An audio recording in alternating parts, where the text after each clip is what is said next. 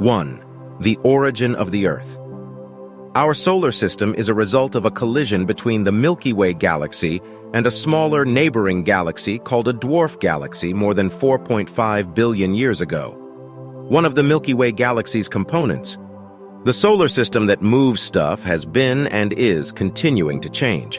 As the fixing substance, the water component from the outer area evaporates. Through this process, the particles are distributed regionally based on their water content, the dipole flow ceases, and with it the circulation of some matter. High particle density regions appear around the Sun in the regions where frequent collisions take place, and small particles gradually grow to become planets.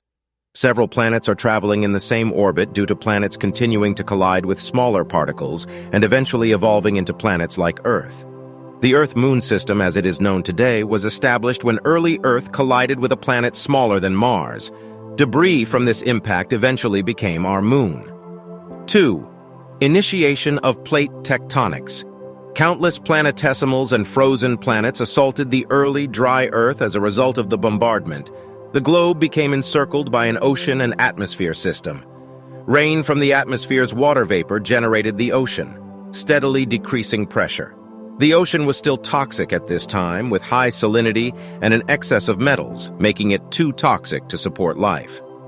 The carbon dioxide-rich atmosphere transformed into a CO2 ocean, covering the water-ocean carbon dioxide also combined with rock components and was transported to the ocean's bottom through weathering and erosion. Oceanic plates were moved over elevated mantle by mantle convection, which produces lateral slip because of this array's weight. This process is known as plate tectonics. The oceanic plate is being subducted beneath the thinner continental plate as weathered sediments balance out the very acidic ocean. In mid-ocean ridges, heavy metals settle and become cemented as sediments.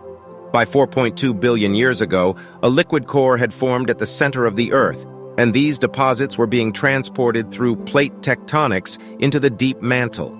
Convection in the liquid core produces a powerful magnetic field that surrounds this geomagnetic Earth.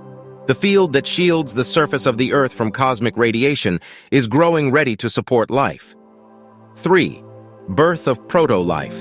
Uranium ore below in a geyser cave fired out significant amounts of radiation that formed a range of elements, and eventually, the first building blocks of life, when primitive life was ready to emerge on the early Earth, and the atmosphere prevented sunlight from reaching the surface. The temperature of the geyser water stayed below 100 degrees, while the water boiled underneath surged to the surface, and then flowed back down into the natural nuclear reactor. The creation of biomolecules was dependent upon these conditions.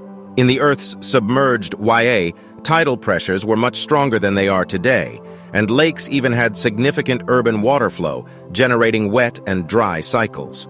One of the most crucial stages in the evolution of the fundamental components of life was the wet and dry cycles. A combination of fatty acids enclosed the proto-life molecules. Eventually, catalyst-like basic materials with a protein-like structure emerged as polymerization progressed under the wet and dry cycles. Between the geyser cave and the outer world, these molecules were constantly moving. These molecules evolved into more complex biomolecules as a result of their interactions. For instance, proto-RNA mixed with less complex components to create ribozymes, which were capable of self-replication. This prepared the way for the beginning of life. Finally, lipid membranes were formed from these molecules to create simple protocellular life.